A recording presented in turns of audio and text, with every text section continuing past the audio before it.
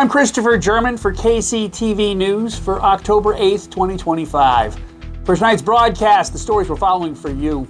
The Oregon Department of Fish and Wildlife say that a salmon was seen along the banks of the Link River for the first time in more than a century on Monday, October 6th. And did you know that Oregon has a wine bottle shortage? Well, they're working to fix it by reusing wine bottles. And showers are possible for your overnight with a cold and wet weekend on tap. So make sure you tune in every morning for weather from the Skywatch Weather Center with weather from the Klamath Basin for the Klamath Basin. And tonight's news is brought to you by... Have you noticed that Oregon is always a day late and a dollar short when it comes to national politics? By May, the decisions are usually made, and we Oregonians are left out of the decision-making process when it comes to national politics. Well, there's a group of people working to make our voice matter here in Oregon when it comes to national issues called Make Oregon Matter. By moving our primary date to Super Tuesday each year, we can ensure that national candidates prioritize Oregon, and what's more, candidates of either party usually win their party's nomination if they win on Super Tuesday. And we need your help. Volunteer, donate, or sign the petition at makeoregonmatter.org today. Well, our top story, it was a busy day down at the Linkville Trail.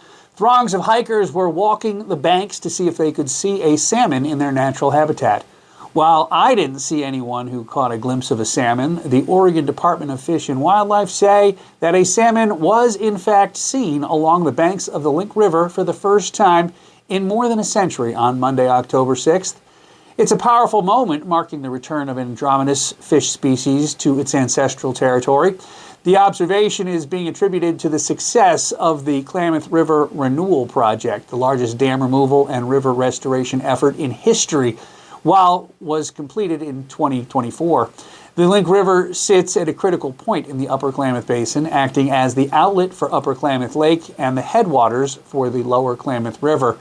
Salmon were blocked from reaching this area, and the hundreds of miles of cold water spawning tributaries above it, such as the Sprague and Williamson rivers, since the first lower river hydroelectric dams were built in 1912.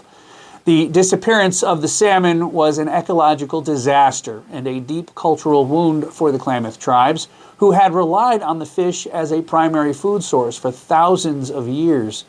To reach the Link River, the returning Chinook have successfully navigated over 200 miles from the Pacific Ocean past the former sites of the 4 removed dams and through the free-flowing main stem of the river. The fact that the salmon are returning so quickly in just 1 year after their final dam structures were removed demonstrates the remarkable instinct and resilience of the fish to find their way back to their natal waters. This monumental step, however, is not the final challenge. The Link River Dam, along with the Keno Dam downstream, remains in place to manage water for irrigation and flood control. While a Chinook salmon was recently filmed ascending the fish ladder at Keno Dam in late September of 2025, the existing fish passage structures at both the Link River and Keno Dams were not designed for large adult salmon and continue to pose a significant obstacle. Furthermore, any salmon passing the Link River Dam must navigate the vast, shallow, and often water quality impaired Upper Klamath Lake to reach the cold, clean headwater tributaries necessary for spawning. The Klamath tribes and their partners, including the Oregon Department of Fish and Wildlife, are fully engaged in monitoring this historic return and continuing habitat restoration work in the Upper Basin. The current challenge now shifts from removing the major blockades to ensuring adequate fish passage and improving water quality and habitat for the headwaters so that a self-sustaining population of salmon can be fully reestablished for generations to come.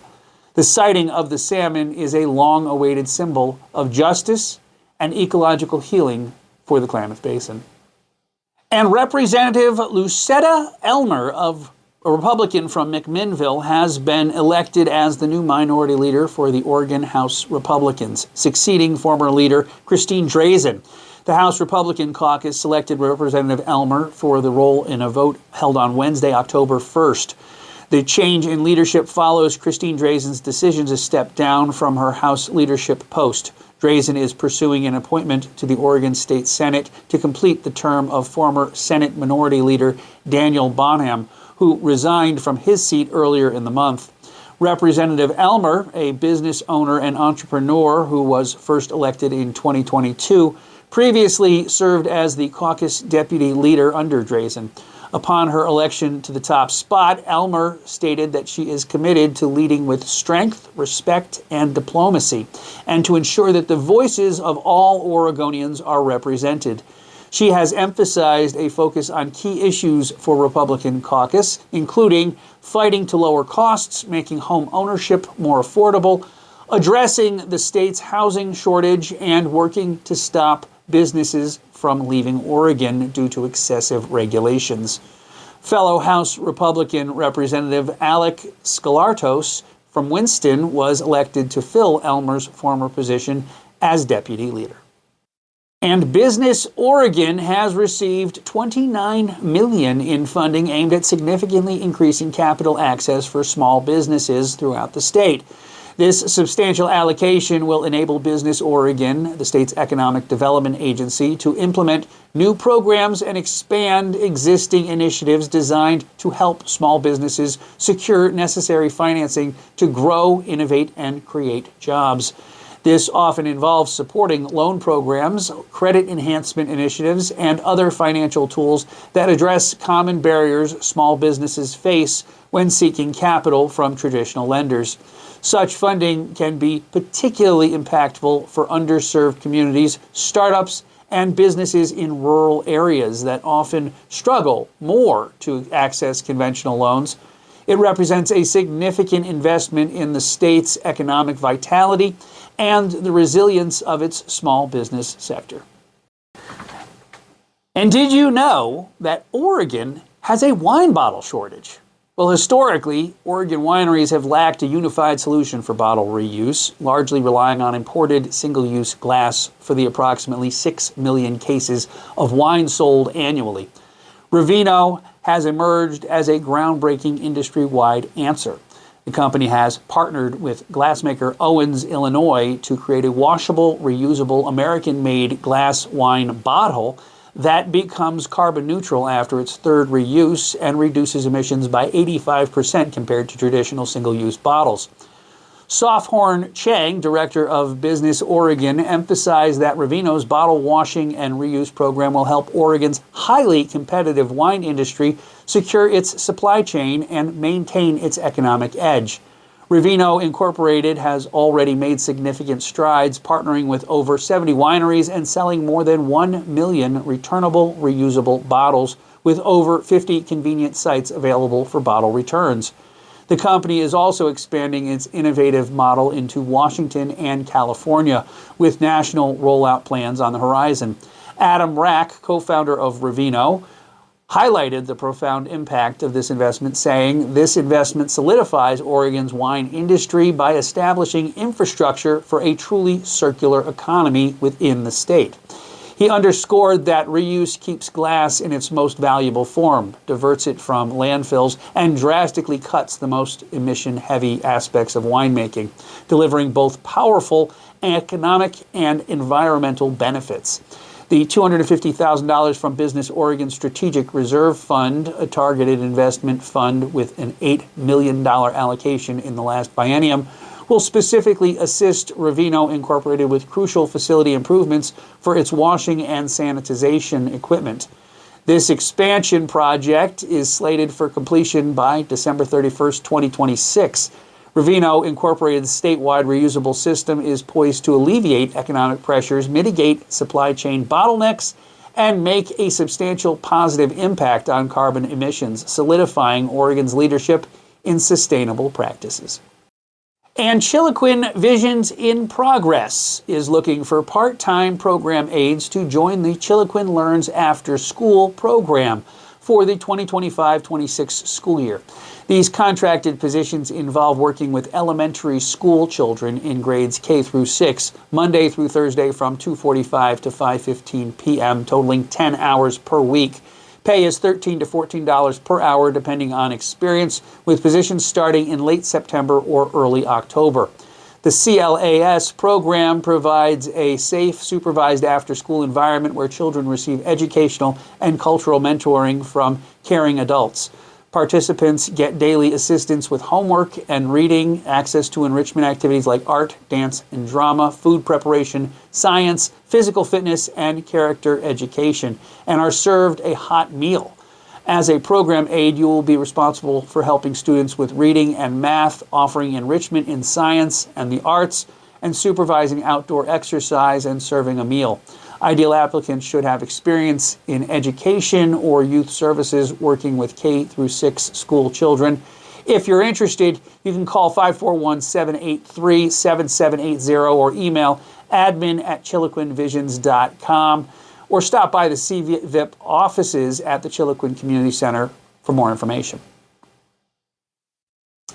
And turning to weather, isolated showers are possible along and east of the Cascades, stretching into Northern California for your overnight tonight. Winds will diminish overnight, though it will remain breezy in Siskiyou County. The east side will be the coldest area, seeing lows in the 30s. Thursday brings a better chance of showers to develop across the region with the possibility of an isolated thunderstorm. Showers are most favored for Siskiyou County and areas along and near the Cascades. Although forecast models currently disagree on the exact locations, the main storm system is expected to move in on Friday, bringing much more widespread precipitation and overcast skies. And the entire weekend will be very cool and wet. While some mountain snowfall is possible, high passes are not expected to be impacted by winter weather at this time. This unsettled weather pattern with more storms to watch is likely to continue into early next week. And that's it for tonight. Tune in and get your views counted only at KCTV. And make sure you hit that subscribe button to KCTV on your favorite platform. And make sure you log on to klamathcommunity.tv for the latest news, weather, lifestyle news, sports, all kinds of information is available at that website. And it is a great additive to this channel. And you'll find the news that we just ran down exclusively on that channel, on that page as well, on the homepage of there. So check that out if you would. For KCTV News, I'm Christopher German. It is, in fact, Wednesday. We've made it halfway through the week. Thursday and Friday we're going to get through, and this weekend looks like it's going to be a bit of a soggy one, but we will sally forth, as they say, and we will do what we can to enjoy ourselves this weekend. I do believe that the Klamath Falls Farmers Market has one more weekend that they're going to try and get in there, and then maybe I have to verify that, but I think they'll be around this weekend. And as always, you know, go to the farmers market. Get yourself some kale and some root vegetables and some wonderful things to eat, and let's cook a major festive kind of meal for everybody in the family this weekend, and bring everybody together around a table and love each other and be each other's family, and let's celebrate this weekend the best we can. All right. That's all I have for today. Thank you for watching me. Thank you for enjoying this channel, and thank you for supporting KCTV. I can't thank you enough for that. I think we have some very, very exciting things happening in the Klamath Basin. I think this is an exciting time to be alive in the Klamath Basin because we have a television news station once again. We have all kinds of buildings going up all over the place. There's economic buzz happening in this town, and I'm very, very excited to be here at this time and to be reporting on these stories for you so that you know what's going on in the town. Okay, I'll get off my soapbox. Thank you for watching me. Thank you for paying attention to this channel. Thank you for paying attention to KCTV News. Thank you for paying attention to KCTV Weather. And if you have a birthday, send it over to Lisa because she's trying to send some birthday shout-outs to the world. And if you know somebody that would love to have their name read aloud and be wished a happy birthday on the weather in the morning, that's the best time to do it, isn't it? Yeah, so let's do that, okay? I'll see you guys again on Thursday. I don't have anything more to offer, so I will bid you a fond good night. I will bid you a fond tomorrow, a beautiful weekend up ahead, and as always, God bless, good night, thank you for watching, and we will see you guys again on Thursday. Good night.